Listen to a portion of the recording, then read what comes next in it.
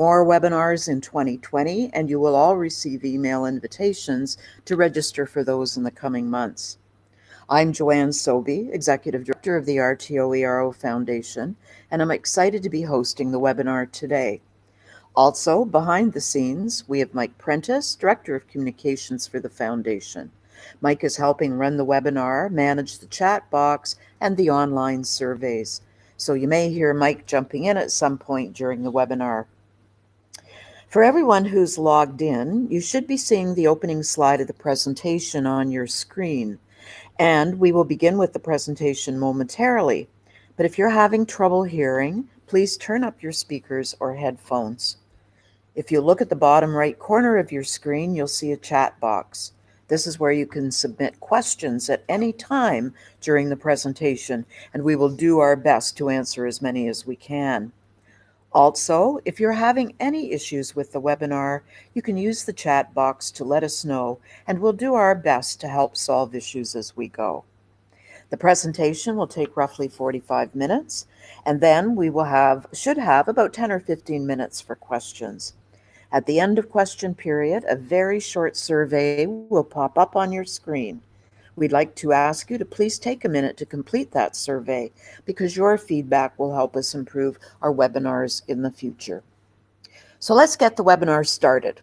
I'm very pleased to be here today with Lori Schindel-Martin. Lori is a professor at the Daphne Cockwell School of Nursing and the Faculty of Community Services at Ryerson University. She is also president of the Canadian Gerontological Nursing Association. Lori has a passion for clinical knowledge gained through ground-level applied clinical research, and she believes that people living with dementia deserve interprofessional care that is person-centered, humanistic, evidence-informed, tailored, safe, and effective. Lori's work focuses on the development of theory-driven, practical learning programs to enhance best practices related to responsive behavior, such as reluctance for bathing and sexual expression. She has presented on these topics at national and international workshops and conferences. Lori is with us today to talk about caregiving for people living with dementia. This webinar will provide information about the findings of a study funded by the ERO Foundation that delivered a standardized program about dementia care to interprofessional post-secondary healthcare students. Lori, thank you so much for joining us today, and I will now turn the presentation over to you. Thank you very much, Joanne. I'm very interested to be here to talk about a study that we conducted through 2017 into 2018. And this study was generously funded by RTO Foundation, ERO, and we were very grateful for that funding source. Thank you very much. So this project was involved with looking to help interprofessional post-secondary healthcare students to understand how to care for people living with dementia. And we were mostly interested in helping these individuals come together as an interprofessional group and learn together about what it means to have cognitive impairments like dementia and how to alter one's practice to fit the needs and the cognitive level of the individual with dementia being cared for. I would like to, at this point, acknowledge the colleagues who were part of this project. Dr. Tricia Wu is a geriatrician through the McMaster University healthcare system. Dr. David Cowan is a geriatrician who is involved with training and education of undergraduate medical students. And Pat Miller is a physiotherapist. Christine Newman and Dawn Rose are colleagues who are scholarly nurse researchers at the Daphne Cockwell School of Nursing. Victoria McClelland is our research coordinator who is trained with postdoctoral research in psychology. And Jessie Ashbourne and Margaret McNee were medical students and they were part of our research team at the time that they were medical students. Marianne Ashley was a physiotherapist student at the master's level, and Pat Miller was one of her graduate educators. Flora Vieira Zamora and Patricia Julian were fourth-year nursing students who received training in research through this RTO ERO grant. Flora is now in in doctoral studies at the University of Toronto, and Patricia Julian is completing her master's thesis in nursing at McMaster University. So those are the individuals involved in the project in a very deep way. In terms of this project and the presentation that I'm going to go over, I want you to understand that there is a medical term that is used called BPSD. This means the behavioral and psychological symptoms of dementia. 50 to 90% of people with cognitive impairments related to Alzheimer's disease or other types of diseases that cause cognitive impairment do experience what we call BPSD. This is a medicalized term, and we are now using different language to express this. The reason for that is we don't want to engage in language that stigmatizes or blames people with dementia who sometimes become quite upset when they find themselves in an unfamiliar situation. And those unfamiliar situations can cause behaviors that range from cursing, crying, becoming highly irritable and impatient, blaming family members or staff, for that matter, for stealing objects or hiding them on purpose. Sometimes also lashing out and perhaps pushing someone away who's trying to attempt to feed them or transfer them to the toilet because the individual with dementia finds the situation overwhelming. And of course, wherever possible, as human beings, we would prefer to be independent as we age, and we don't necessarily like anyone coming into our personal space and touching areas of our body that we've always considered to be private. So I want you to understand that in our new culture of dementia care, we are looking to use different terminology. Where we once called this BPSD, behavioral and psychological symptoms of dementia, we would also label behaviors such as exit seeking. We now understand that this really represents the psychological need to return to a place that's familiar, and thus it is not exit seeking.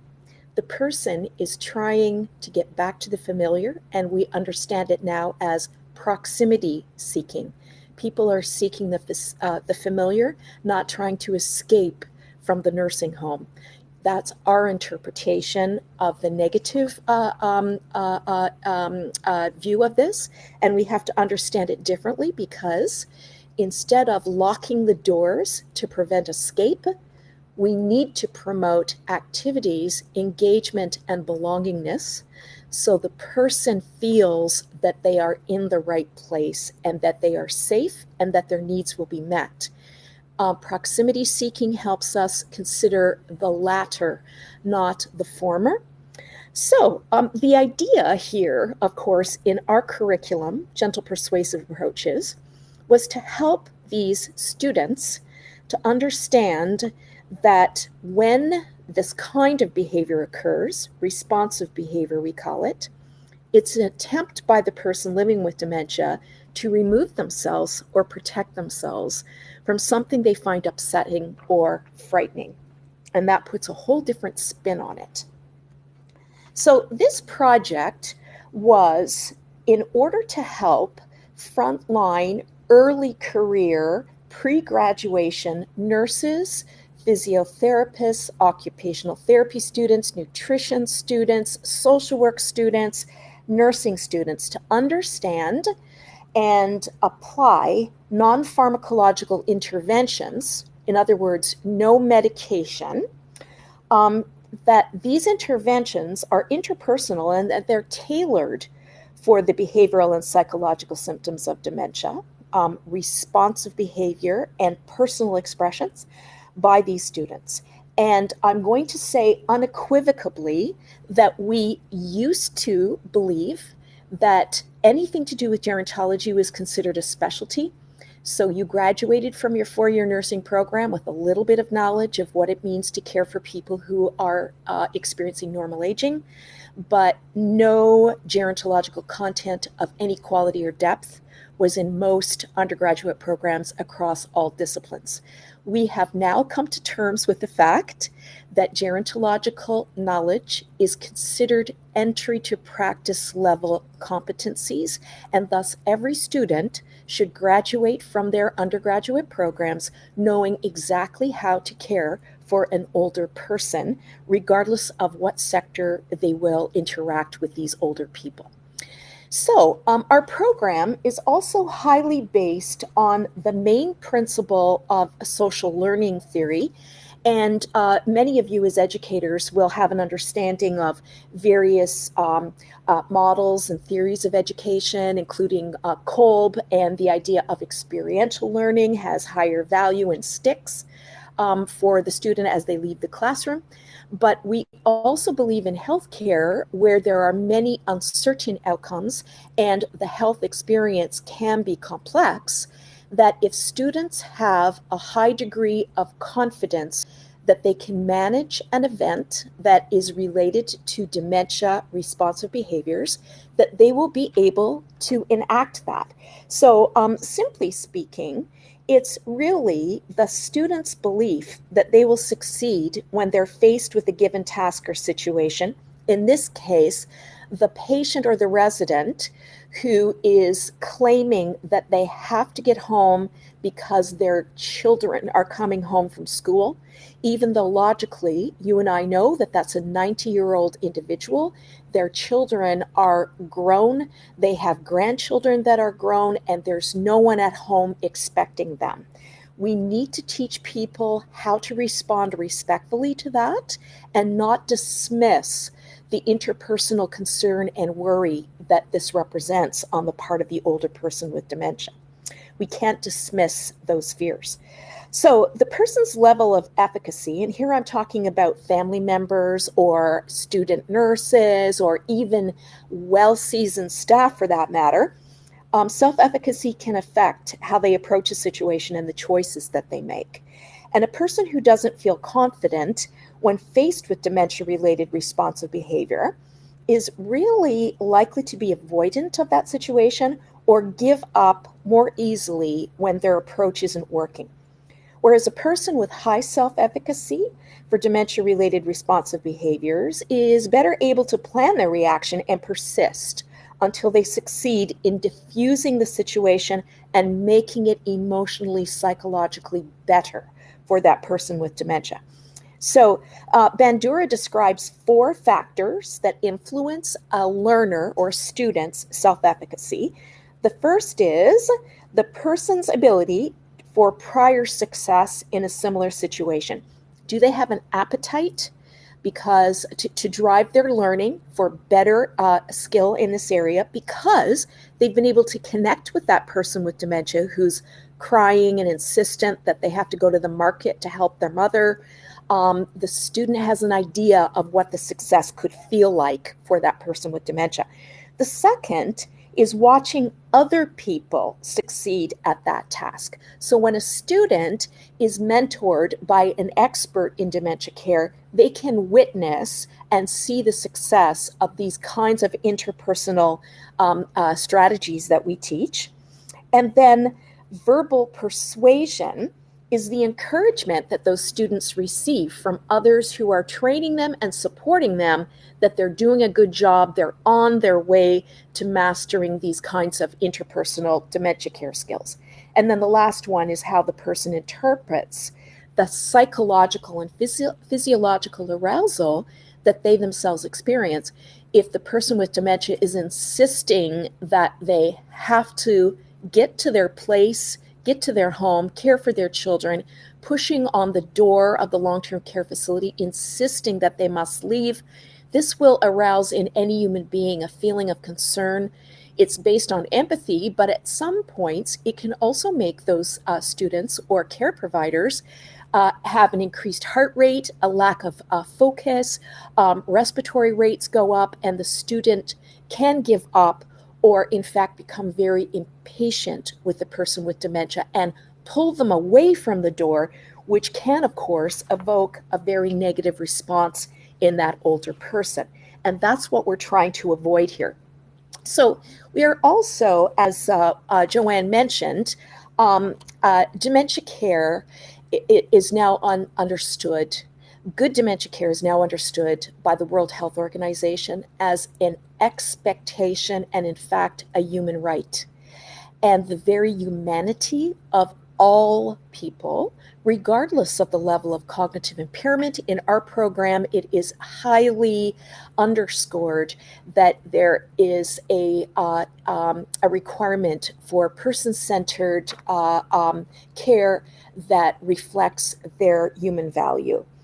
And thus, individuals of human value, great value, require respect, acknowledgement, and validation of their emotional experience. Feeling upset because you believe someone has stolen your purse is not appropriate for staff to dismiss it and say, oh, that would never happen here, Mrs. Jones. That disqualifies the feeling of the person with dementia, and that often causes and evokes negative responses in the person because they do feel dismissed. So the role of the caregiver is to understand that people with dementia have many strengths, many remaining abilities, and the caregiver must facilitate and use those remaining strengths and abilities. And so we discover this as we begin to evaluate our students' responses to the learning and see how much more they've understood the notion of person-centered care, and that it requires engagement, it requires sharing, it requires giving people, even in advanced states of dementia, the ability to make choices and also to have a deep sympathetic presence with the person when they are interacting with them always. Even if you're simply putting on a blood pressure cuff, you can't just slap it on and expect that this person understands the context of what you are doing. And I will speak about that more in a moment. We also feel very strongly that all of the work that we do must be engaged in collaboratively. And so we don't use a didactic teaching learning approach, because most of these individuals that we are educating and collaborating with have some understanding, and we need them to share with us what it is that they do understand at this point. So we use the PARIS framework, which is the Participatory Action Research in Healthcare Systems model, that for the most part has been developed by educators within the frame of social work, social education, nursing education, occupational therapy, physiotherapy, and these are the individuals who work with care providers who are right at the point of care, engaging in the care acts, not the medical diagnosis piece, rather what are the manifestations of the illness and what do these individuals need to know in order to interact respectfully. So the three pillars of the PARIS framework are: any curriculum must be evidence-informed and research-based. It must be contextual. In other words, it has to make sense and have deep meaning for the sorts of care that the learner will be engaging in. And it must be supported by expert facilitators who have experienced the work of dementia care, have worked in facility-based care in hospitals, or in day programs, or in long-term care homes, and also understand what it means to convince administrators and directors of care how to change the culture in the direction of the right language and the right humanistic approaches. So our curriculum has been in development for many years, And we started the program in 2004, so we're now going into, I'm a terrible mathematician, 16 years, I think, yes, okay. 16 years of doing this. We have, in this project, the capacity for students to learn the content in 4 modules at their own computer, so it's highly accessible learning. It takes about 2.5 to 3 hours, and for this intervention, we had over 100 interprofessional students who had 6 weeks to go into the curriculum, learn it, review it as many times as they wanted to, and they had an e-manual that they had access to be able to download and refer to at any point in time. And that was, again, funded through the RTOF, which was very wonderful.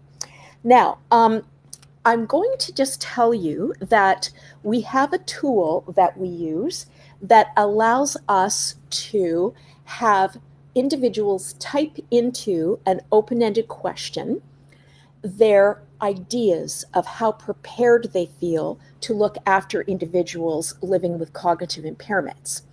And we have many cohorts that we've studied, and we have Capel Health Authority in Saskatchewan, in Saskatoon, in St. John's, Newfoundland, in New Brunswick, in Annapolis Valley and the central area of Halifax, Nova Scotia. We have British Columbia, central BC, and some northern areas of BC, as well as the Queen Charlotte Islands, Ontario, of course. We have many, many cohorts that have contributed their ideas about what it's like as staff members to care for older people with dementia who do experience responsive behaviors during care procedures.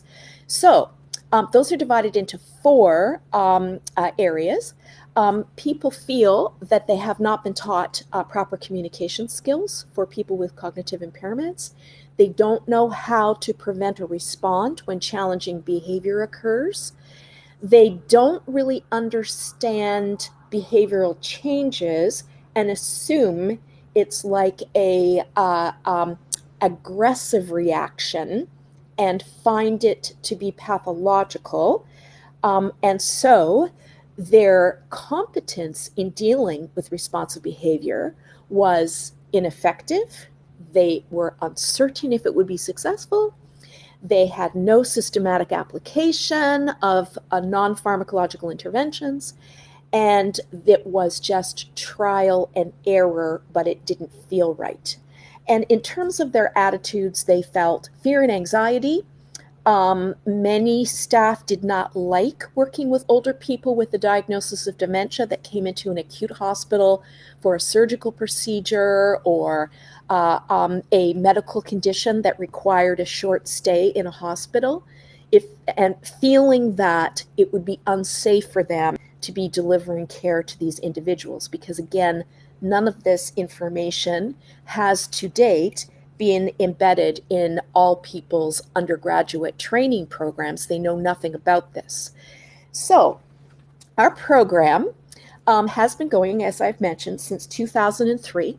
It has 4 modules. Module 1 focuses on person-centered care, communication, inherent values of all human beings, and the requirement of all caregivers, regardless of their discipline, to learn about communication strategies. The module 2 is associated with the A's of dementia, and this includes a phenomenon that we call anosognosia from the Greek, that means you aren't aware what you aren't aware of. And this is why someone with dementia may take a toothbrush, for example, and attempt to use it to remove stubble from the beard, or take the toothbrush and use it to brush their hair, or similarly, a comb may be misidentified, and that is used as a toothbrush. Anosognosia also means that you don't quite understand why it is that you might be living in a nursing home, because your perception is that you're fine, thank you very much, and you need no assistance to help with a bath. And this is a very challenging phenomenon associated with dementia, but with the right training and education, you can be provided with the sorts of things to say so that the individual does not feel shamed. Communication is important, and body containment strategies. And so I will give you an example of having worked in several long-term care facilities, one where a husband and wife were living in the same long-term care room, and the husband barricaded his wife in his room by putting his body like a 4-point, 2 arms at the top of the door jamb, 2 legs spread out, and refusing to let us to enter, even though we could see that his wife is experiencing an acute change of condition and required assistance immediately to be able to breathe. And we have to be in a position where we cannot take 10 minutes in a situation like that to coax, cajole, engage, to smile, to come back in 5 minutes, try again. We have to do something respectfully, safely, gently, and accurately in order to gain access to the room. So there are some situations where we do need to step in and touch respectfully and bring the person away from the situation that is unsafe or difficult. We also have multimodal format instructions. So to the right, you can see a drawing of a gentleman with a cane looking in the mirror at his moral imagination of himself and who he sees. He sees himself as a soldier who had success in the Second World War, but also had many trials and tribulations, lost many friends, came back to a town in northern Saskatchewan that had lost a lot of his friends, who didn't come home, experienced some post-traumatic stress syndrome that we didn't call at that point in time, but now he is seeing everything around him within that context. And there are certain noises, TV sounds of guns or planes that can be quite upsetting, and we need to know this. So that is a whiteboard animation that explains all of this in great detail, with the story of personhood of this individual, so that all of the students who take it understand what they need to know and why about the person in the background. We have video clips, we have mini lectures, and we also have end of module learning activities. So now I'm just going to talk a little bit about what it is that we do to evaluate this. It is very difficult to get funding to engage in educational evaluation. Many of the substantial funders, Canadian Institute for Health Research and Social Sciences Health Research Council, give large monies to randomized control trials where there may be a curative component of an intervention. What we're trying to do is human science and change attitudes and help people receive social interactions and healthcare interventions in a way that will make them feel better. This is not curative, it's curative. So what we're looking for, we use 4 quantitative measures typically. Self-efficacy is a 10-item tool, and competence is a 17-item tool. We also have knowledge, multiple choice questions that are standardized. We have a caring 16-item self-reported caring level. And then for this study that I'm talking about that our RTO ERO funded, we had 3 open-ended questions that individuals could type in through the internet, and then we had a group interview. So our measurement instruments, just to give you an idea of that self-efficacy tool, here is one of the sorts of questions that are asked. There are 3 items here that give you an example, an idea. When I care for a person with dementia who is upset and agitated, I am confident that I can identify triggers that result in responsive challenging behaviors. I know what communication strategies to use that will help de-escalate the person, and I can bring the person away from an unsafe situation or away from an altercation with another person. And then the second tool, the SKIDS, how well do you feel you can understand the feelings of a person with dementia, engage a person with dementia in a conversation, deal with behavior that challenges in a person with dementia, and decide what to do about risk, such as harm to self or others in a person with dementia. And these were all used in the study that was funded. In terms of other measurement instruments, I'm just giving you an example of the sorts of questions. So everyone would get randomly the same 8 questions, 2 questions per module, for each time point that they completed this questionnaire. And so we would be able to see if there was a statistically significant difference between their before education, immediately after education, and then 6 to 8 weeks out afterwards. Was there an improvement? So here's an example of a question. If an older person with dementia grasps your wrist, which of the following is the best first response? A, this is a neurogenic grab. Firmly slide their thumb joint off your wrist. B, this is a neurogenic reflective grab. Say, that feels tight. Please let go. C, this is no risk. You do nothing. The person will eventually let go. And D, this represents risk for injury. Interlace your fingers for the grab release. The correct question is to learn to say things like, oh, John, that feels tight. Can you let go? Can you let go here? Can you let go of my wrist? Please let go. Thank you. And individuals often, we never learned these things. I didn't when I was in my undergraduate nursing education, that with the right words, people can often follow what you ask them to do. So in our sample, we had 11% were first-year medical students, 57% were year 4 nursing students, 15% were OT or physical therapy graduate level, master's level students. 47% came from McMaster and 35% came from Ryerson.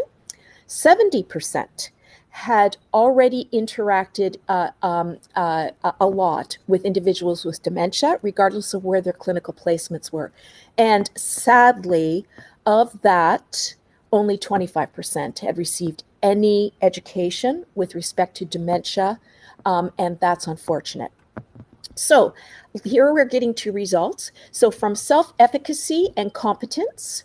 So self-efficacy, you can see that we've got scores. The total score would be out of 70 if you had the highest level of self-efficacy to report.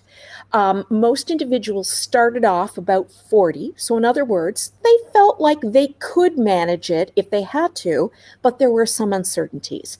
And we found a statistically significant change score at the level of 0.001, which is highly significant, changes before and after. And similarly for competence, I feel I know how to communicate. I feel that I understand how to talk with a person with dementia, that kind of thing. And then from a caring perspective, we had quite significant change scores. Their feelings and reports of themselves caring empathically for a person with dementia was significantly higher after receiving the education. And their overall knowledge, I'm sorry, that's a typo, their overall knowledge also increased significantly in terms of their capacity to know what to do from a theoretical and content perspective. I'm now going to just show you the qualitative findings because these are really, really interesting. So the baseline reports typed in by individuals before they started the online modules. This is scary. I'm cautious and intimidated. It's difficult. My abilities are based off of intuitive interactions rather than from knowledge and training. I feel nervous and unsure, and this is troubling. Frustrating. It does become frustrating repeating oneself over and over, trying each technique only to have to start all over again. This again demonstrates that notion of very low self-efficacy. People don't have any confidence that they know what to do. Therefore, it makes them less inventive and they tend to back off, which is not what these people with dementia need. The strategies they used: very simplistic, that for those of you who are familiar with Bloom's taxonomy, that at the very bottom, the most lower order knowledge is some awareness, some recognition, and some understanding. And so this is what we're seeing here, is a very low order hierarchy of learning. We kind of know if the person is too agitated, then I just make sure they're safe and I leave them alone, and then I come back only to start all over again. I try to be calm and caring, but I'm uncertain, and be friendly and kind. I'm lost, but I try to be nice. I don't think that is the proper level of education to be achieved when these are individuals who, many of them, have tremendous technical skills. They know how to start an intravenous, but they don't know anything about dementia other than the importance of being nice. And that is not an entry to practice professional competency. That's very low. So individuals all recognize they had the need to learn. Post-intervention, people understood that they needed to be flexible, relational, and individualized, knowing that in these situations it is acceptable and encouraged to leave the task at hand. And I can't tell you how many times as a clinical educator and preceptor, I've said to students, it's okay to leave that bed unmade. The individual with cognitive impairment is upset. They think their purse has been stolen. Which of the two tasks has priority? And in the wrong system, the student will answer, I have to make the bed. That's not correct. So we're trying to get them to understand, in a person-centered environment, culture change means focus on the person and their unmet needs. The bed can be made later. Relational, the most important thing to take away from this course is trying to understand why someone is experiencing a negative emotion and adapt my strategies in an appropriate way so that the emotions do not escalate, and that you both will then have a more enjoyable experience, and then individualized, tailored to the need of the person and their unique personality. From a strategies used in response, we had, after the educational session, person-centered. It is important to create a calm and non-threatening environment. Help them express their feelings and acknowledge what they are feeling. And unfortunately, again, this is not the issue that a student is taught to extinguish the behaviors, because the feelings should be stopped. That is not what it means to be a human being. And the feelings need to be acknowledged and the expression encouraged. Targeted to unmet needs. If the person requires my time to help distract them from their worry about, when am I going to go home? Where's my husband? He should be here. These are the kinds of things that we need to be in a position that we can offer them something of meaning to give them purpose and belonging. And then, of course, avoiding unnecessary pharmacological interventions or forcing personal values on the person. I don't care that you don't want to be bathed right now. It needs to be done. And so you're going to have this bath because I say so. That doesn't work either. From a summary perspective, and I am coming to the end, so we're going to have some nice opportunity for dialogue. GPA has very positive effects on professional healthcare students and their ability to go forward, and that we also are in a position that intervention that RTO ERO helped us be able to provide gives practice interventions for successful interpersonal, resident-directed and person-centered outcomes. We also have been able to take this e-learning and provide it across other sectors now. So for example, as a result of this project, we were able to take this into some of the school boards in North York and, out Belleville way. I can't think of the district at the moment, I'm sorry. For personal support workers, students also. And what we're trying to do is collect evidence that allows us to embed this teaching into our goal would be all across all of the interprofessional disciplines so that they leave their programs with this kind of knowledge as they graduate. So I really wish to reiterate again, great thanks to your donation dollars, because the monies that we received from RTO ERO Foundation really helped us leverage this project and thus disseminate the findings in several different ways. So at the center, I'm showing you a picture of Raquel Simpson, who was a student that we were able to hire through some of the funding dollars. And Raquel assisted us with some literature reviews, also assisted us with some interpretation of the findings, and then served as a host for 8 webinars that are actually podcasts. And here she is being sort of the guest introducing a segment. And this was filmed at Ryerson, and the podcasts will be made available for folks to take a listen to them, and some of them are filmed as well. To the left, you will see 2 women who are standing in front of a poster. And again, the funding allowed us to enter our story to the 9th CCD, the 9th Canadian Conference on Dementia that was hosted in 2018. And these are 2 of our students who I mentioned at the beginning, Flora and Patricia, who were very interested in this project and were able to man the poster and answer other students' questions about their experience and what they learned. I'm very proud of the fact that we were named one of 4 out of 200 posters for oral presentation as well. So on the right-hand side of the screen, you see a number of us at the panel, and we are proud to point out that RTO Foundation funded this project. That's on the main slide.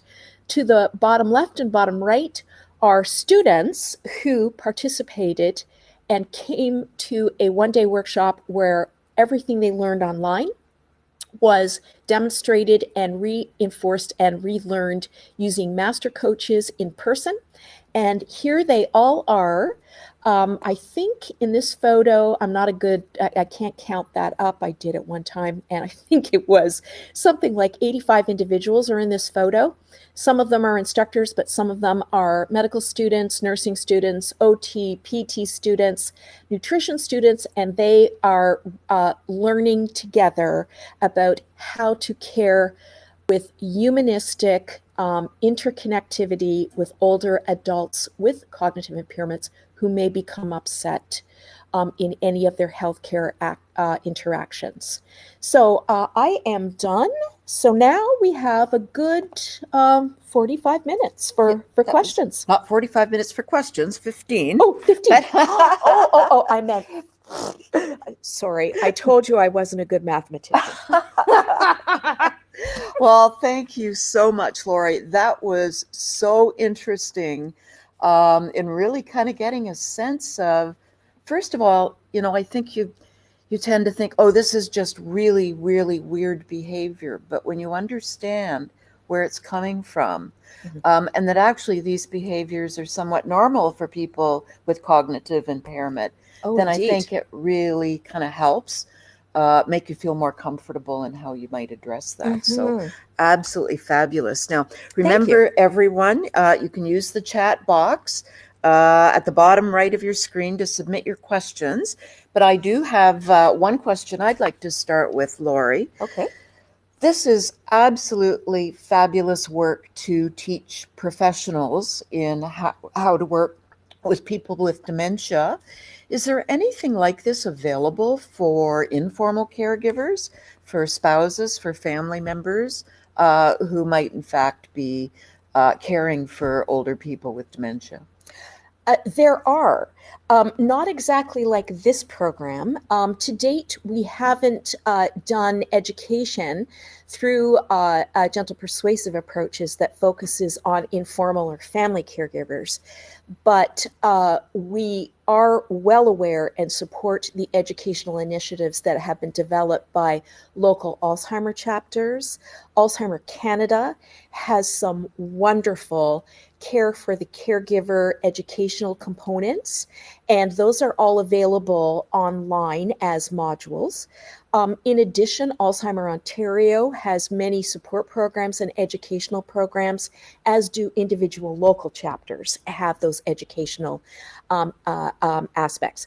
Baycrest Geriatric Center also has some family caregiver modules, and unfortunately, I don't think there's a single repository where a family member could go and go, what are they all? Where are they all? And what could I investigate? So I would advise you starting with Alzheimer Canada and looking for what is available through them, Alzheimer Ontario, and also go to some sites like Baycrest and see what kinds of family caregiver education there are. There are also some very interesting products available through national and international Alzheimer's societies. Alzheimer's Society Australia, Alzheimer's Society in Ireland, Alzheimer's Society in Great Britain. You can go and look through their stuff, and I wouldn't hesitate to go to all of those. I also send my students to a public free Alzheimer and dementia education program offered through Johns Hopkins that is free, and it's for the public, and it also is quite good. Excellent. Excellent. I think we have one actually comment there and perhaps question that I think you've probably just answered with that. But if you have anything else to add to that question, that would be great. Yes. I see the question from Josephine, and I agree. I did work with Family Council and do a lot of education with them at one of the long-term care facilities where I was the director of research and education. Family councils have a marvelous opportunity also to bring in guest speakers and find individuals in their local community that can come in and speak about this. This could even be a guest speaker from a local chapter of an Alzheimer's society, for example.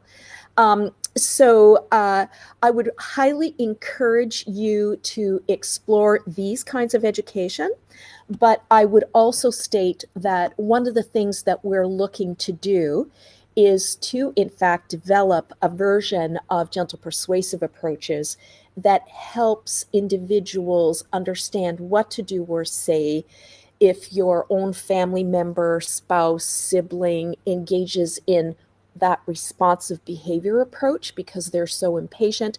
So an example that I would give would be being in the bank with your parent. I've experienced this myself, and you're in line, and your elder parent makes a comment about why can't we go to the front of the line, starting to push people in front. And I have education and training that I know this is an overstimulated environment, and how can I bring my dad away with me in a way that doesn't humiliate him or draw any unnecessary attention to him.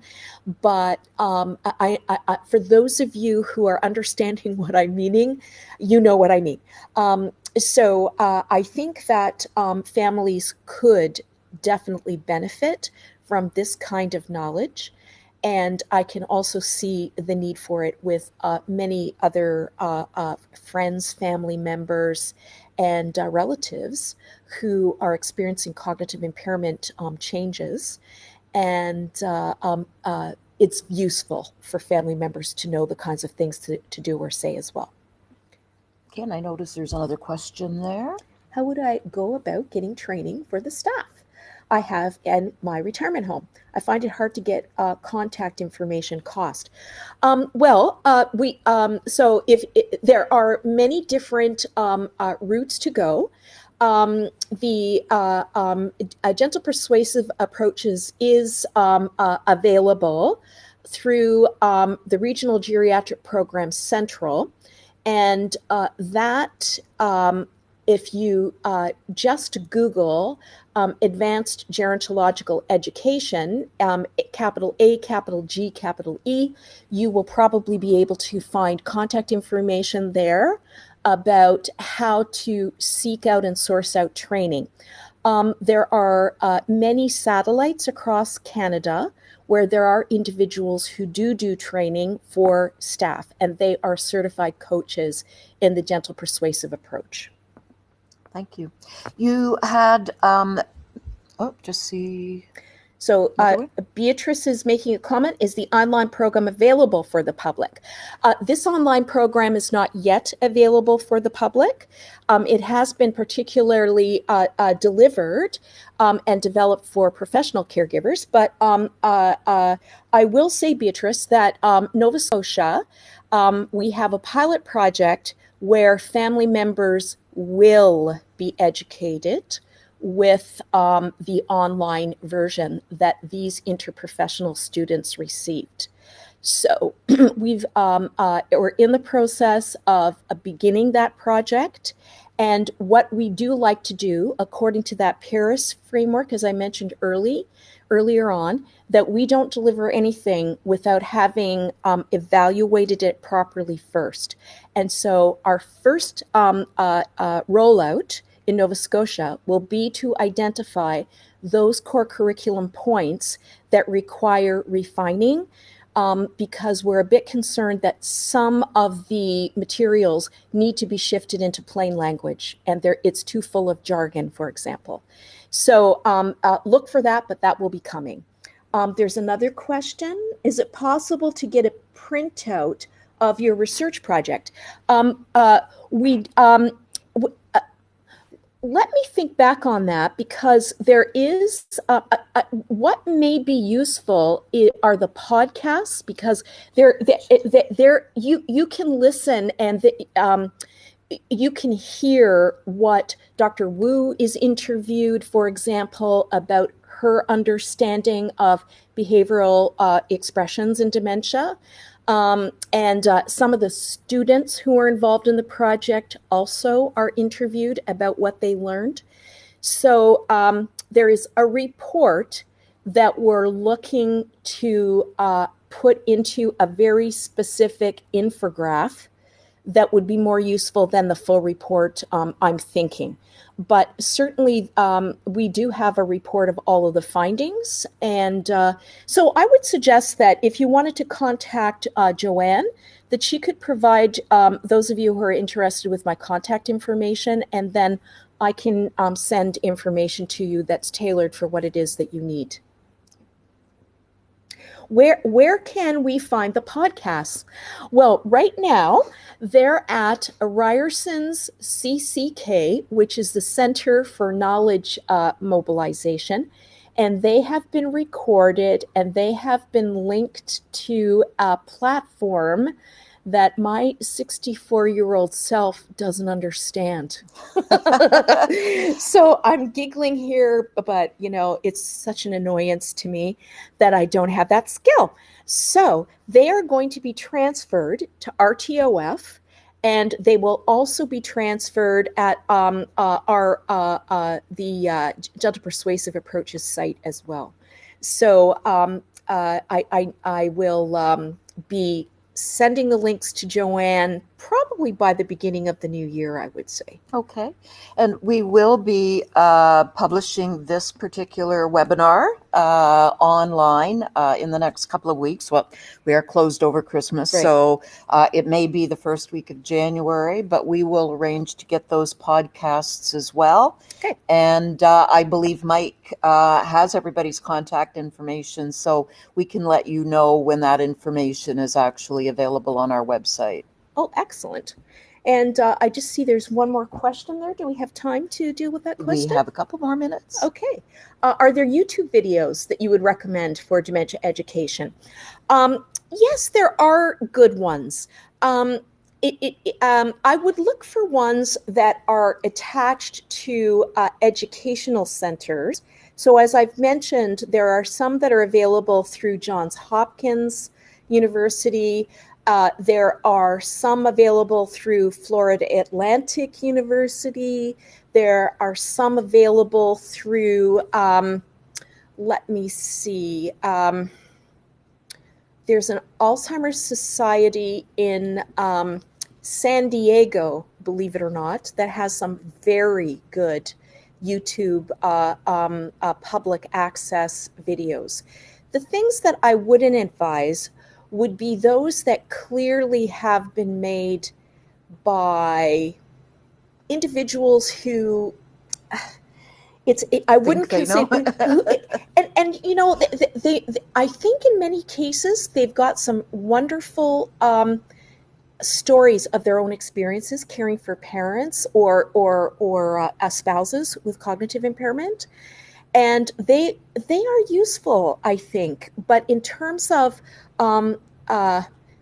bona fide, strong clinical knowledge, I wouldn't say that they would be. So I wouldn't use them for educating my students, other than to say, please look and understand what it feels like and what it means to be a family caregiver. So that being said, I think that anything you find online or through YouTube, you have to take it from a grain of salt.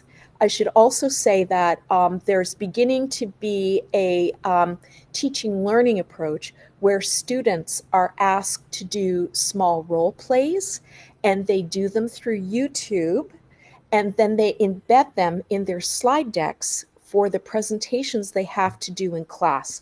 So I know that they're out there because I've seen them, and I'm just going to say, don't assume because it says this presentation was done by students at Sunshine Acres University, that it really is completely accurate, because the students are trying to figure it out in the moment. So there are some good things.